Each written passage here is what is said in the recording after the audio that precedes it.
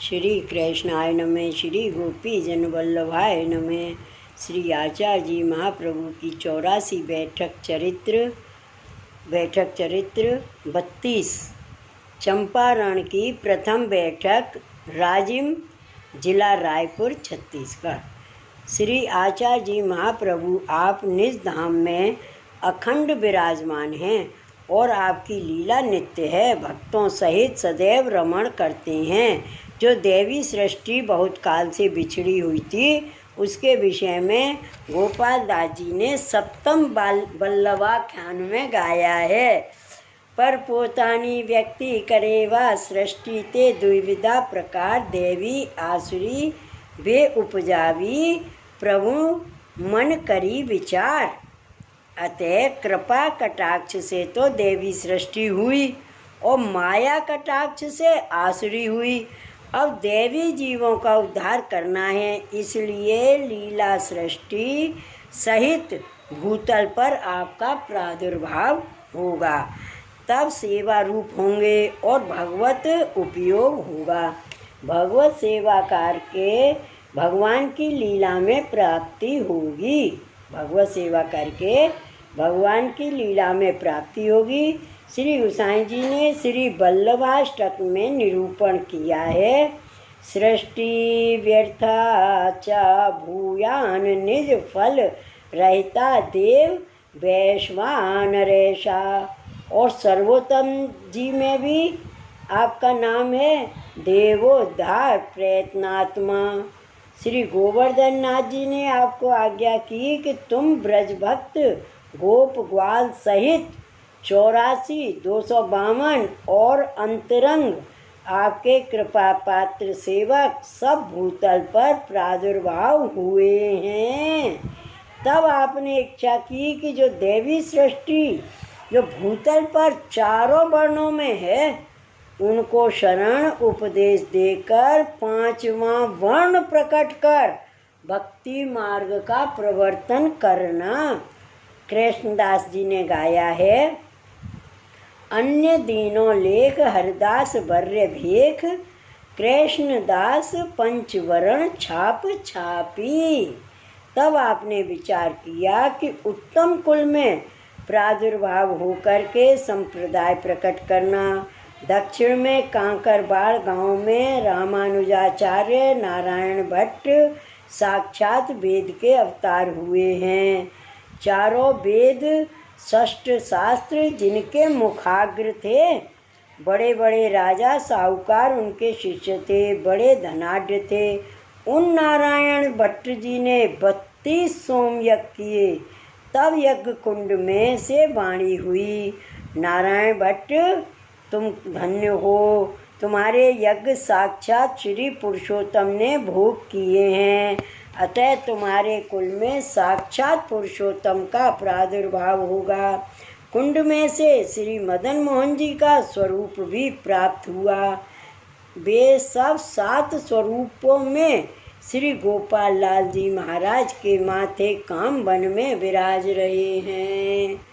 वही भगवदियों ने गाया है। कुंड ते हर कही वाणी जन्म कुल तिहारे अवे चक्रत तत् छिन भये सब हारे जन ऐसी अवलो भई कवें सुनत ही मन हर्ष कीनो धन्य धन्य कहे सवे। तब नारायण भट्ट को बहुत प्रसन्नता होने लगी। सभी ने कहा यह सब वेद का स्वरूप है। उन्होंने हजारों पंडितों को वेद पढ़ाया। तब किसी एक पंडित ने कहा कि मनुष्यों को तो सब कोई पढ़ाता है, इसमें बड़ी बात क्या है। तब नारायण भट्ट ने भैंसा को छड़ी लगाई। तब वह भैंसा वेद पढ़ने लग गया।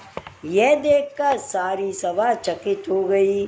पीछे नारायण भट्ट के पुत्र गंगाधर भट्ट हुए। वे भी बड़े सामर्थ्यवान थे। नित्य ब्राह्मणों को भोजन कराते थे, दान दक्षिणा बहुत देते थे। उन गंगाधर भट्ट जी ने 28 सोम यज्ञ किए। उनका इस कारण बहुत यश हुआ। सब कोई कहने लगे कि यह तो शिव का अवतार हैं। तब एक पंडित ने कहा कि शिव जी ने तो जटा में गंगा जी धारण किए हैं। गंगाधर भट्ट ने जटा के जूड़े को झटका, तब उसमें से गंगा जी की धारा बह चली। इसके पीछे उनके पुत्र गणपति भट्ट हुए। वे बड़े उदार थे। उन गणपति भट्ट ने 30 सोम यज्ञ किए, हजारों विद्यार्थियों को पढ़ाया, उनका बहुत यश फैला। तब किसी ने कहा कि यह तो गणपति जी का अवतार हैं। तब एक पंडित बोला कि गणपति का क्या काम है, वे तो हुंड की वर्षा करें तब हम जाने। तब गणपति भट्ट ने 1 योजन के बीच 1.25 प्रहर तक हुंड बरसाए।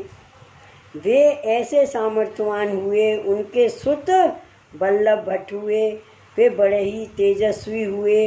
उनने 5 सोम यज्ञ किए। सभी उनसे कहने लगे, ये सूर्य नारायण के अवतार हैं। तब किसी ने कहा कि ये रात्रि में दोपहर करें तब हम सूर्य नारायण का अवतार जाने। उनने 12 कोष के बीच में अर्धरात्रि के समय दोपहर कर दी। उनके पुत्र शुद्ध सत्व श्री वसुदेव जी का अवतार श्री लक्ष्मण भट्ट परम का उदय हुआ। उन श्री लक्ष्मण भट्ट जी ने 5 सोम यज्ञ किए। तब आकाशवाणी हुई, लक्ष्मण भट्ट तुम धन्य हो, तुम्हारे यज्ञ को श्री पुरुषोत्तम ने भोग किया है। अब तक तुम्हारे 100 सोम यज्ञ हुए। अब अच्छा मुहूर्त देखकर पूर्ण आहुति करो। जिसके कुल में 100 सोम यज्ञ होती हैं, उसके कुल में साक्षात श्री पूर्ण पुरुषोत्तम का अवतार होता है। अब तुम्हारे 3 पुत्र होंगे, उनमें श्री पूर्ण पुरुषोत्तम प्रकट होंगे। उनका तुम अच्छी प्रकार से यत्न करना। आकाशवाणी से ऐसी आज्ञा सुनकर लक्ष्मण भट्ट को परम आनंद हुआ। तब अच्छा मुहूर्त देखकर पुण्याह वाचन किया और 10,000 ब्राह्मणों को भोजन करवाया। पीछे यज्ञ की पूर्ण आहुति की। उसके बाद कितने ही दिनों पीछे प्रथम पुत्र हुआ। उनका नाम केशवपुरी रखा। पीछे एक दिन लक्ष्मण भट्ट जी को स्वप्न में युगल स्वरूप का दर्शन हुआ और आज्ञा हुई कि अब थोड़े ही दिन में आपके यहाँ श्री पूर्ण पुरुषोत्तम का प्राकट्य होगा। तुम अब कांकरबाड़ में मत रहो, क्योंकि आपकी लीला सृष्टि उस चंपारण में प्रकट हुई है। इस कारण प्रादुर्भाव चंपारण में होगा। ऐसे कहकर श्री ठाकुर जी ने एक उपर्णा में उगार बांध दिया। 2 मालाएं दी। उसमें एक छोटे मणिका की और एक बड़े मणिका की थी और आज्ञा दी, यह छोटे मणिका की माला तो जब बालक प्रकट हो तब पहनाना और बड़े मणिका की माला जप करने के लिए रखना। यह उपरना ओढ़ाकर यह उगार मुख में देना। तुम कांकरबाड़ से शीघ्र चलो। ऐसी आज्ञा करके युगल स्वरूप तो पधार गए। तब लक्ष्मण भट्ट जग गए। स्वप्न में जो वस्तु मिली थी वह सब ज्यों की त्यों धरी हुई है। लक्ष्मण भट्ट ने कहा कि और का स्वप्न तो मिथ्या होता है, किंतु मेरा स्वप्न तो सत्य हुआ। तब स्वप्न के सब समाचार लक्ष्मण भट्ट जी ने अपनी स्त्री इलम्मा गारू जी के आगे कहे। यह सुनकर इलम्मा गारू ने प्रसन्न होकर कहा कि अब यहाँ से जल्दी चलो। लक्ष्मण भट्ट जी ने सारे कुटुंब को साथ लेकर यात्रा के मिस करके चले। कुछ ही दिनों में प्रयागराज आए। वहाँ तीर्थ स्नान किया। ब्राह्मण भोजन कराकर दक्षिणा देकर आगे काशी को चले। कुछ दिनों में काशी जा पहुँचे। वहाँ कुछ दिन रहे। उसके बाद मलेच्छों का उपक्रम उठा। तब फिर वहाँ से चले, जो भगवत इच्छा से चंपारण आए। उस चंपारण में चंपक के वृक्ष का बड़ा भारी वन है। महाअरण्य 1 योजन के बराबर है। इसी कारण उसका नाम चंपारण्य हुआ। वहाँ सिंह, गैंडा, मृग आदि अनेक तामसी जीव रहते। वहाँ भीमरथी नदी है। लक्ष्मण भट्ट जी आप वहाँ जा निकले। तामसी जीवों के डर से वे बहुत डरे और घबरा गए। इस कारण वहाँ से 6 कोस दूर नगर चौड़ा ग्राम है, उसमें रात्रि विश्राम किया। तब इलम्मा गारू को ऐसा लगा कि गर्भ स्त्रवित हुआ है। तब लक्ष्मण भट्ट जी को इलम्मा गारू जी ने सब समाचार कहे तथा आपको श्री ठाकुर जी की आज्ञा हुई थी कि पूर्ण पुरुषोत्तम प्रकटेंगे, किंतु गर्भ तो स्त्रवित हो गया है। यह सुनकर श्री लक्ष्मण भट्ट जी ने विचार किया कि पूर्ण पुरुषोत्तम तो किसी के गर्भ में आते ही नहीं हैं। आपकी आज्ञा हुई तो आप स्वेच्छा से प्राप्त होंगे। श्री लक्ष्मण भट्ट जी तो ज्योतिष विद्या में निपुण थे। इस कारण समय देखकर बोले कि अब यह समय श्री पुरुषोत्तम के प्रादुर्भाव के सब चिन्ह दिख रहे हैं। दिशाएं सभी प्रफुल्लित हो रही हैं। वन में सब ओर हरियाली दिख पड़ रही है। सभी प्राणी कलोल कर रहे हैं। यहाँ का राजा महादुष्ट था, वह भी स्वागत कर रहा है। अपने को हर्ष हो रहा है। इस कारण से श्री पुरुषोत्तम निश्चय ही प्राप्त होंगे। ऐसा कहकर फिर सो गए। पुनः भट्ट जी को आज्ञा हुई कि मेरा प्राकट्य तो मेरी स्वेच्छा से होगा। तुम और इलम्मा गारू जी पुनः चंपारण में आना, तब मैं अग्नि कुंड में से प्राप्त होऊंगा। यह सुनकर लक्ष्मण भट्ट जाग गए।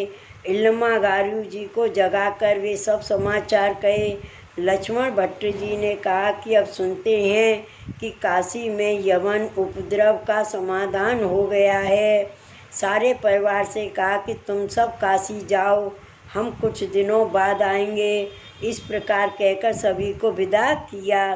पुनः चंपारण आए तो वहाँ देखते हैं तो भीमरथी नदी के तीर पर 1 योजन के बीच 40 हाथ का एक अग्नि कुंड आपकी इच्छा से हो गया है। उसके मध्य में 4 हाथ का गोल चौतरा भीमरथी की बालुका का बन गया है। उसके मध्य कोट कंदर्प लावण्य सुंदर एक बालक खेल रहा है। संवत 1535 मधुमास कृष्ण एकादशी मध्याह्न काल समय में ज्येष्ठा नक्षत्र वृषभ लग्न रविवार के दिन आपका प्रादुर्भाव हुआ। उस समय शेष जी सहस्त्र फनों द्वारा छत्र की तरह छाया कर रहे थे। मंद मंद मेघ फुहारे बरसा रहे थे।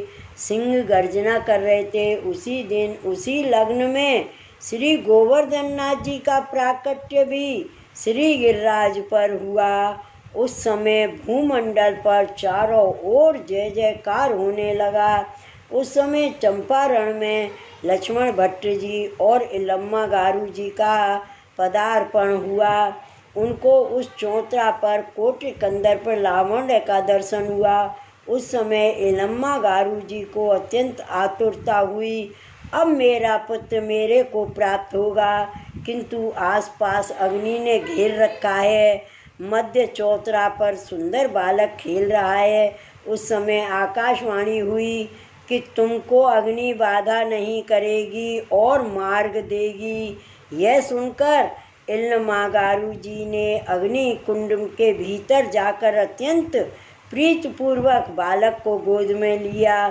तब लक्ष्मण भट्ट जी ने दौड़कर बालक को अपने कंठ से लगाया। उस समय देवताओं ने भी दुंदुभी बाजे आदि बजाए। आकाश से पुष्प वृष्टि होने लगी। तब उस समय श्री कृष्ण जन्म उत्सव जैसा महोत्सव होने लगा।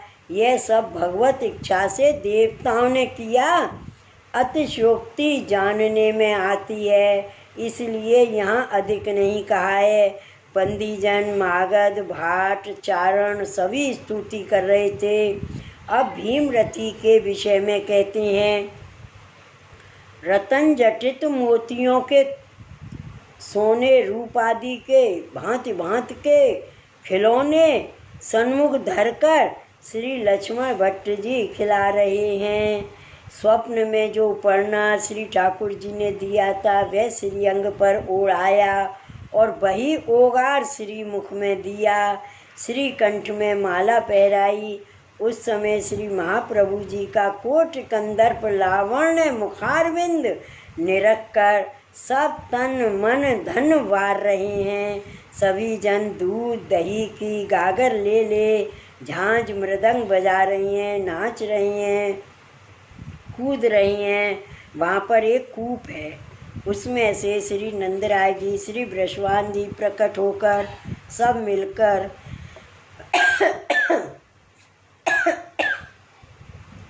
श्री लक्ष्मण भट्ट जी को उस चंपारण में मंगल स्नान करवाया और वेद विधि से जाति कर्म करवाया।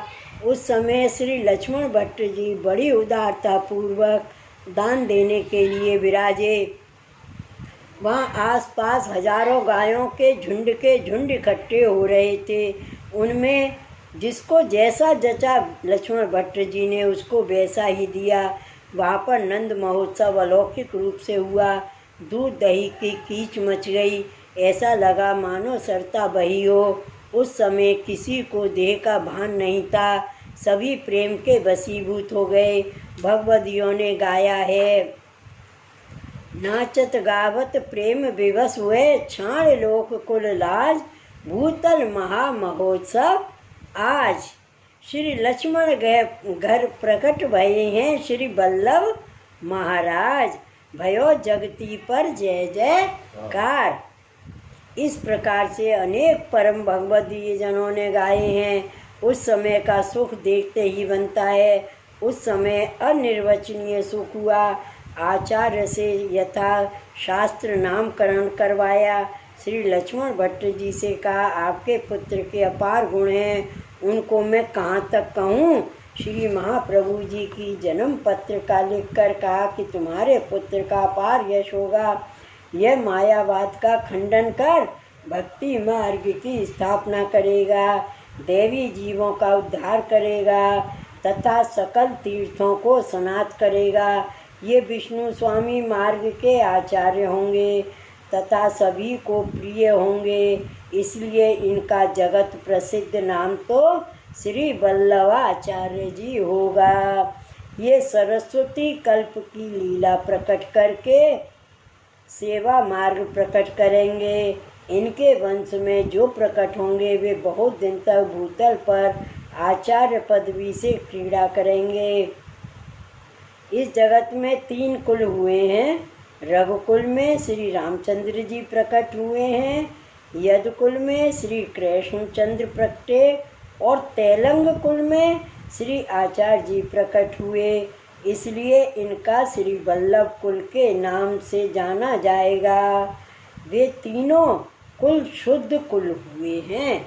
जो कोई इनका स्मरण भजन करेगा उनको साक्षात श्री पुरुषोत्तम की लीला की प्राप्ति होगी। आपका अरण्य वन में प्रादुर्भाव है, उसका कारण यह है कि देवता आदिकों का शहर में आना नहीं होता। इस कारण आपका प्रादुर्भाव जंगल में हुआ है। चंपारण ने जो अनेक लक्षाब्दी देवी जीव हैं उनका आपने प्रकट होकर कटाक्ष द्वारा लीला में प्राप्त किए। श्री गोसाई जी का प्रादुर्भाव चरनाट में श्री गंगा जी के तट पर होगा, वहाँ पर भी ऐसा ही सुख होगा। यह जन्म पत्रिका श्री आचार्य जी महाप्रभु की विधि पूर्वक लक्ष्मण भट्ट जी को सुनाई। इसके पश्चात महामहोत्सव के दर्शन करके अपने अपने स्थल को गए। उसके पीछे लक्ष्मण भट्ट जी सब ब्राह्मणों को बुलाकर सभी का सम्मान कर विदा किए। तब श्री नंदराय जी और श्री ब्रजवान जी ने लक्ष्मण भट्ट जी से कहा, ये पूर्ण पुरुषोत्तम तुम्हारे घर प्रकटे हैं, इनको यत्न से रखना। यह आज्ञा कर सब गोपों सहित धाम को पधारे। श्री लम्मा गारू जी बालक को गोद में खिलाती हैं और श्री लक्ष्मण भट्ट जी आगे बैठे हुए हैं। आसपास अग्नि कुंड है। तब श्री लक्ष्मण भट्ट जी ने श्री लम्मागारू जी से कहा कि ये तो साक्षात ईश्वर हैं, इनकी लीला पार है। ये तो अपने ऊपर अनुग्रह करने के लिए पधारे हैं, इसलिए इनकी सेवा जितनी बने करनी चाहिए। इनको पुत्र मानकर मत जानना। पीछे कहा कि अब यहाँ से छठी पूजन करके घर चलेंगे। यह चरित्र श्री आचार्य जी महाप्रभु ने चंपारण निज धाम की बैठक में प्रकट किए हैं। श्री वल्लभाधीश की जय। श्री गोकुलनाथ की जय। जय जय श्री गोकुलेश, जय जय श्री गोकुलेश।